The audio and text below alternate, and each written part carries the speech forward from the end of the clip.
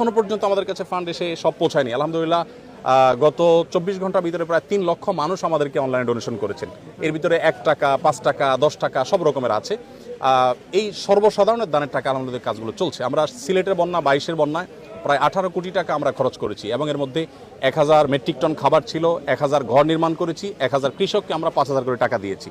তো আলহামদুলিল্লাহ এবার আমরা আশা করছি যে সেটা আরও ব্যাপকভাবে করব, কারণ বন্যা পরিস্থিতি অত্যন্ত ভয়াবহ। প্রতিনিয়ত আমাদের কাছে সাহায্যের জন্য মানুষ আসছে, রাত দিন আমাদের কর্মীরা কাজ করছেন, সর্বস্তরের মানুষ এখানে এসে কাজ করছেন। আমি আপনাদের মাধ্যমে উদাত্ত আহ্বান করতে চাই আমাদের দেশের সর্বস্তরের মানুষকে। আমাদের দেশে মানুষ একে অন্যের বিপদে ঝাঁপিয়ে পড়েন, এর পূর্বে আমরা বিভিন্ন সময় দেখেছি। এবারও আশা করি যে এই বন্যায় আমরা প্রত্যেকে যার যার সাধ্য অনুযায়ী আমাদের আশেপাশে থাকা আমাদের জানাশোনা মানুষগুলোর পাশে আমরা দাঁড়াবো এবং সবাই যদি সম্মিলিতভাবে আমরা প্রচেষ্টা করি, জাতীয় দুর্যোগ মোকাবেলা করা কোনো ব্যাপার না ইনশাআল্লাহ বিদিনিল্লাহ। 40 বা 50 লক্ষ মানুষ আক্রান্ত, সেখানে আমরা বাকি 18-18.5 কোটি মানুষ যদি জেগে যাই ইনশাআল্লাহ এটা আমাদের জন্য কোনো ব্যাপার না ইনশাআল্লাহ।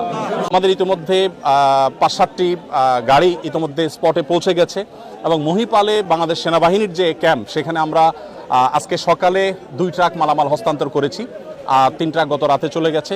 আজকে আমি নিজে ইনশাআল্লাহ ঘন্টাখানিক পর স্পটে যাব এবং আমার সাথে এখান থেকে আরও 5টা লরি আশা করি মাল যাবে এবং এভাবে রাতে আবার যাবে, আবার সকালে যাবে। আমরা 3টা লেয়ারে কাজ করি। প্রথমত শুকনা খাবার হিসাবে খেজুর, চিড়া, তারপর 2 কেজি করে চিড়া, 2 কেজি করে খেজুর এবং 1 কেজি চিনি, 1 কেজি লবণ। চিনি লবণ দিচ্ছি যদি স্যালাইন বানানোর প্রয়োজন হয়। এই জিনিসগুলো আমরা দিচ্ছি প্রাথমিকভাবে 20,000 পরিবারকে। আর 40,000 পরিবারের জন্য 10 কেজি করে চাল, 2 লিটার সয়াবিন তেল, 2 কেজি মসুর ডাল এবং 1 কেজি লবণ, 1 কেজি চিনি দিচ্ছি। আলুটা দিতে পারছি না কারণ আলু পচে যাওয়ার আশঙ্কা আছে, কারণ লরিতে দেখা যায় পথে রাস্তায় কী হবে আমরা জানি না। যদি 2 দিন জ্যামে পড়ে থাকে তাহলে সেক্ষেত্রে এগুলো পচে যাবে। সেক্ষেত্রে আমরা হয়তো নগদ কিছু টাকা দিব যাতে করে তারা কিনে নিতে পারে। এটা হলো দ্বিতীয় লেয়ার, অর্থাৎ এখনও রান্না করার পরিস্থিতি নেই, আমরা শুকনা খাবার দিচ্ছি। খেজুর 4-5টা খেলে খাবারের কাজ হয়ে যায়। সেই সাথে আমরা একটু পানি শুকোতে শুরু করলে কাল বা পরশু সকাল থেকে আমরা চাল ডাল সহ ভারী খাবার দেব। এরপর তারা যখন ঘরবাড়িতে যাবেন তখন আমরা 25 কেজি করে চাল ইনশাআল্লাহ আশা করছি যে আমরা 20,000 পরিবারকে দেব।